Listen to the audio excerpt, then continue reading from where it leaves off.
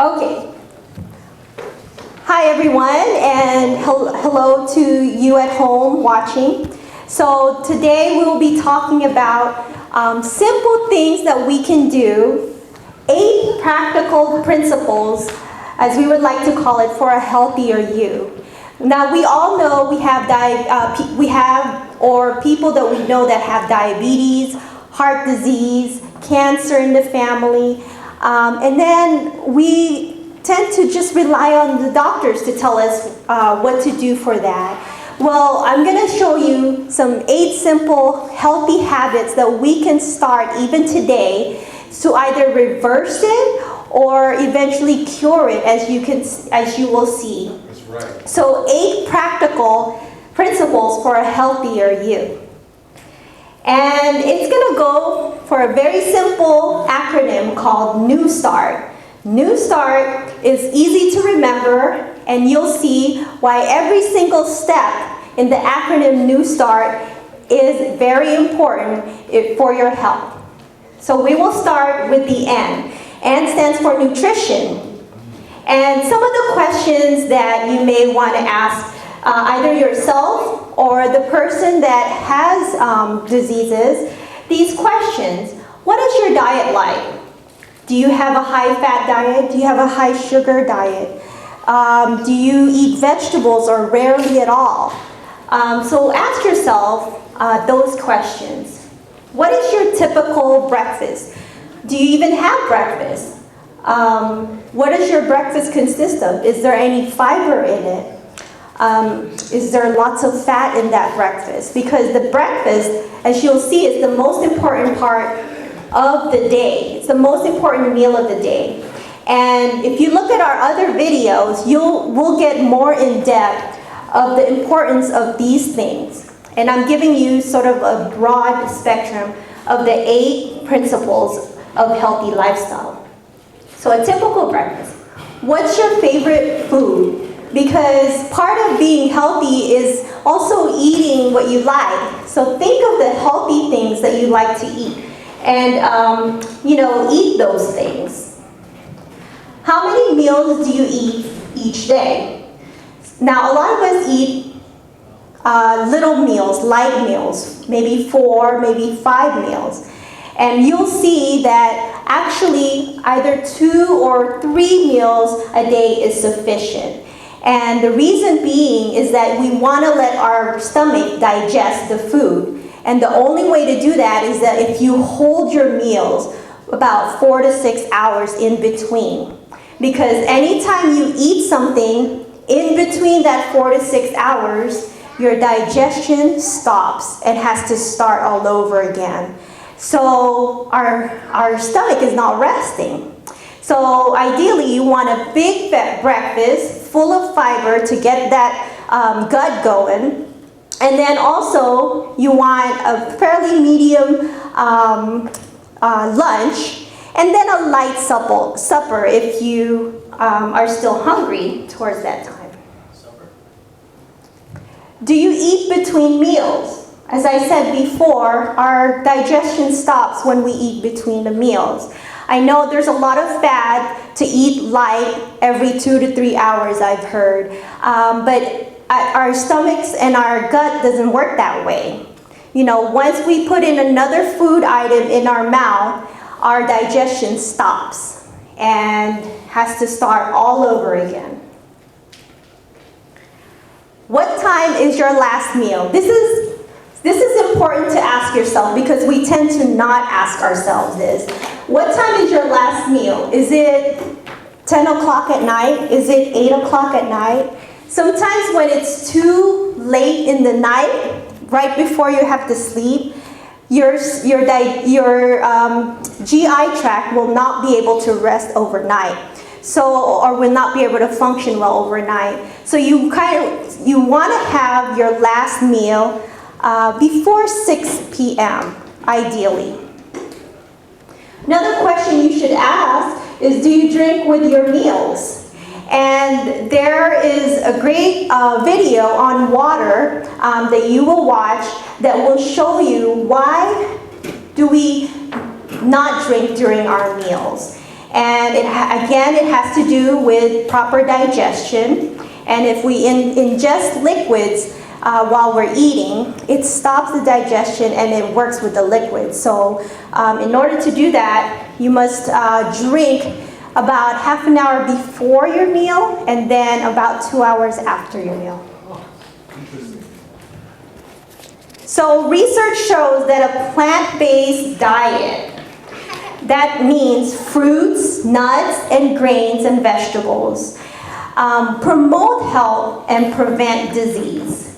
So there's lots of wonderful, delicious meals that are plant-based. It's not just vegetables. You know, it's a lot of rich and colorful food, delicious food. You guys know our former president, Bill Clinton, reversed his heart disease by having a plant-based diet. Wow.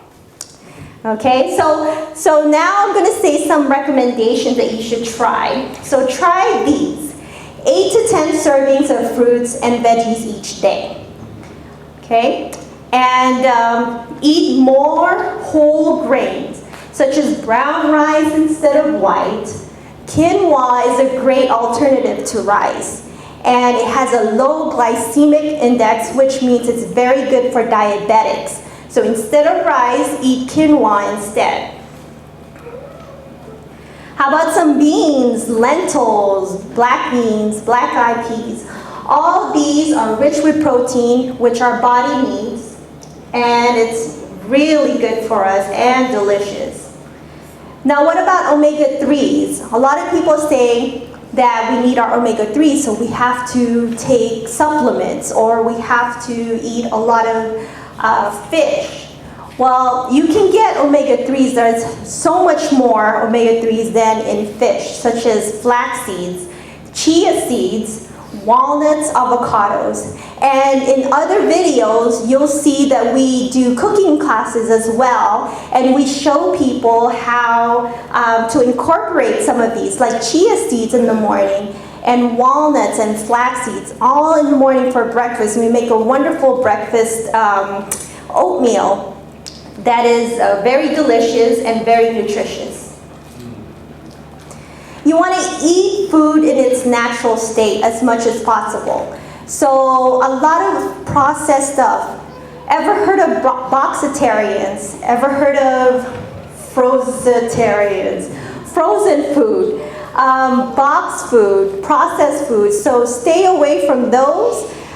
They're very bad for our bodies. You want to eliminate the sodas and the snacks and sugar and all these refined and processed food. That's right. And also very important, read the labels on everything that you buy. You want to avoid artificial flavors and colors and all those things that are harmful for our body. Our bodies don't recognize them.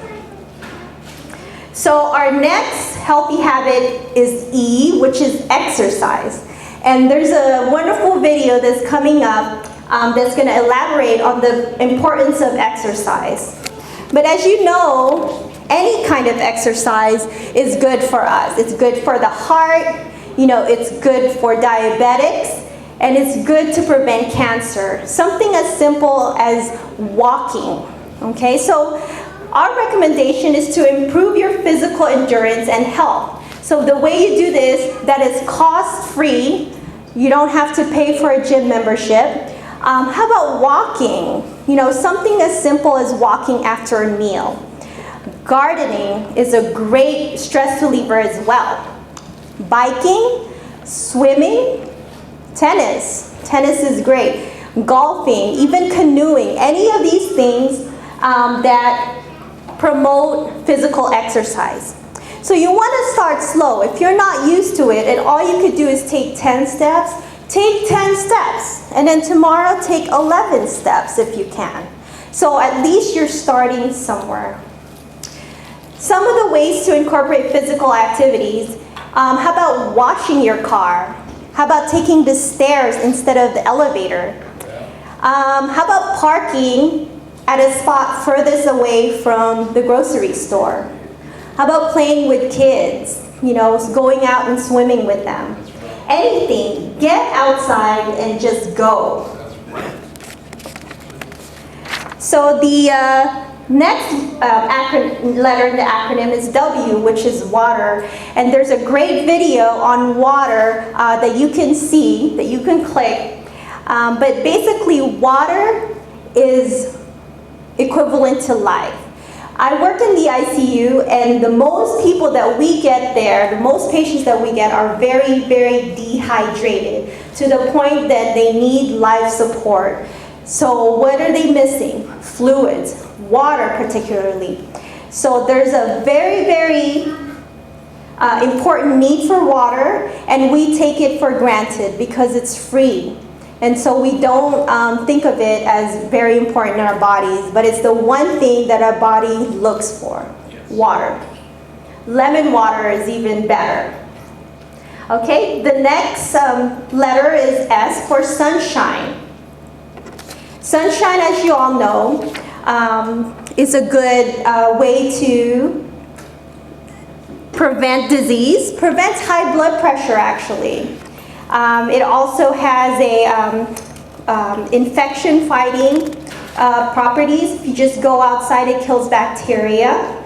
So you want to try to get outside as much as we can. The T is next, which is temperance. And the definition of temperance is moderation in those things that are good and abstinence in those that are harmful.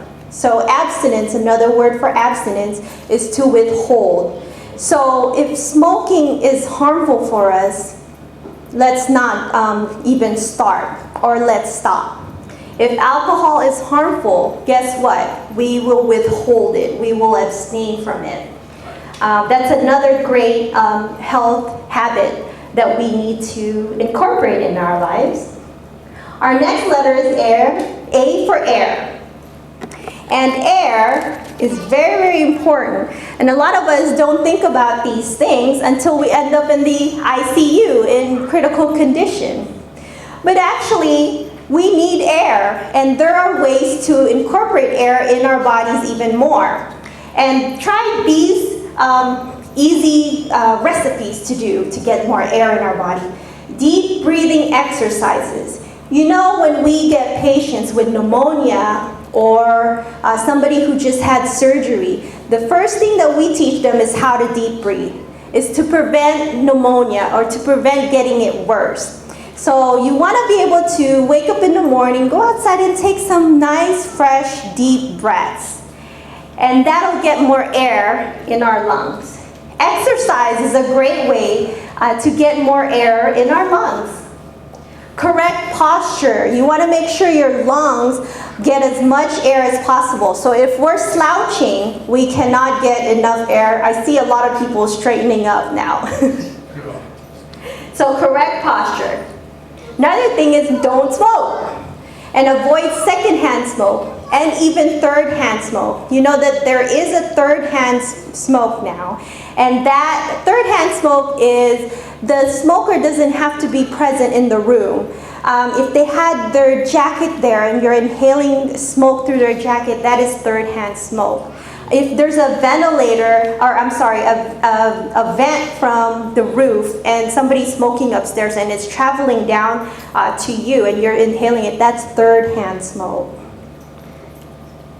Crack your windows open. That's a great way to get fresh air in your body. And indoor plants, believe it or not, promotes fresh air in the house. A lot of our air in the house is circulated air, which is harmful for us. So having indoor plants, you know, it humidifies the air inside. So some of these are examples. Ferns. Ferns humidifies the air in the house. Peace lily. It removes molds in the house. Spider plant purifies air rapidly and removes formaldehyde. Spider plant. And snake plant purifies the air and also removes formaldehyde. So that's air. The next letter is R for rest. And rest is very important, and it's one of the things that we don't think about when we're busy at work, with family, with kids. We tend to put this particular health habit aside, but we need rest, especially sleep. We need sleep.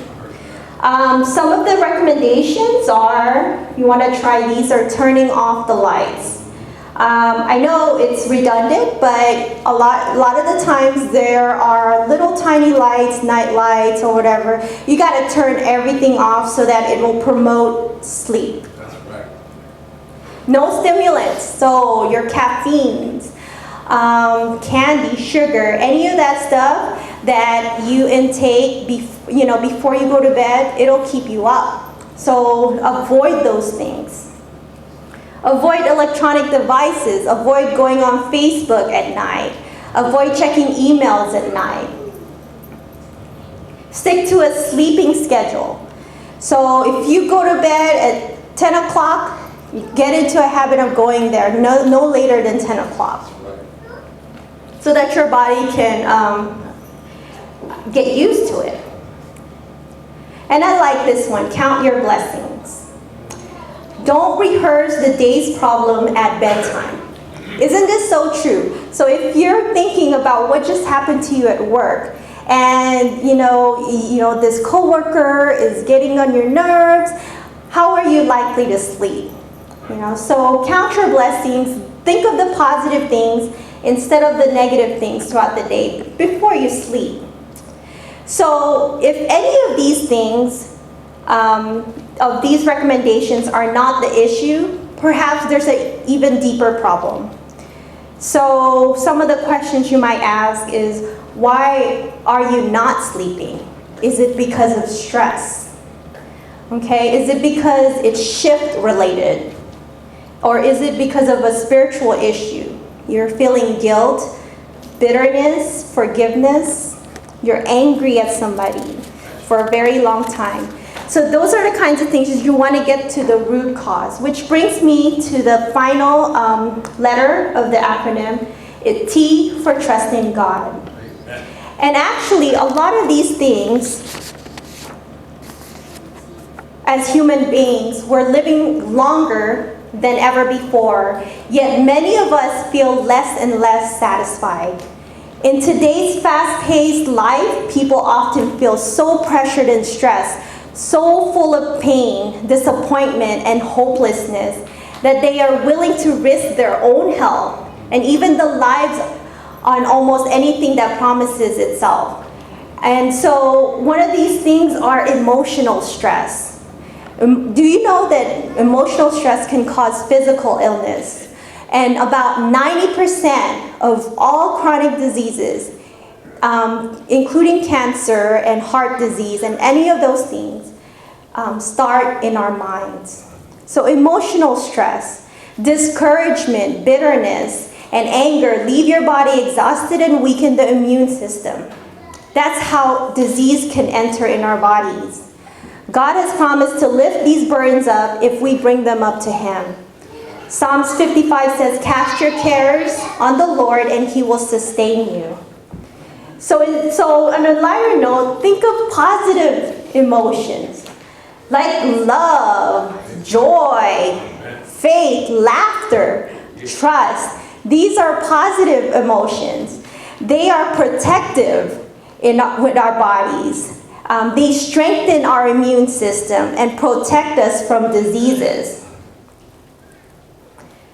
And it's just a matter of time when we just start laughing out of nowhere. There is a cure in laughter. So, if anything, just laugh about your disappointments. Just laugh about, the struggles that you're having with life, and just give it all to God. Amen.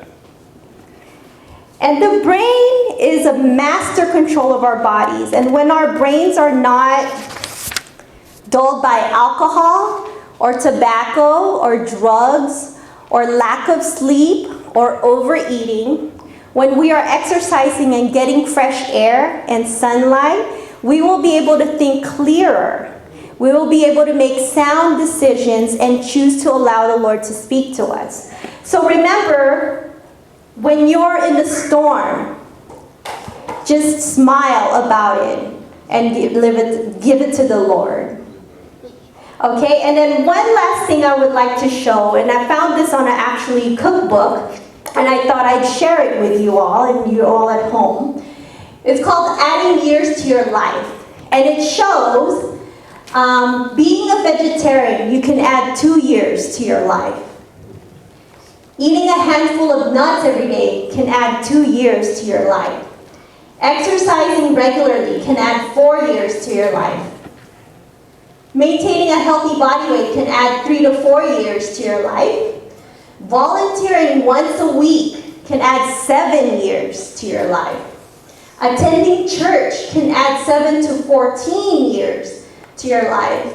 And not smoking can add 10 years to your life. So you total all that up, it goes to about 35 to 43 years of abundant life, not stuck in a nursing home, not stuck with chronic diseases. So thank you for listening.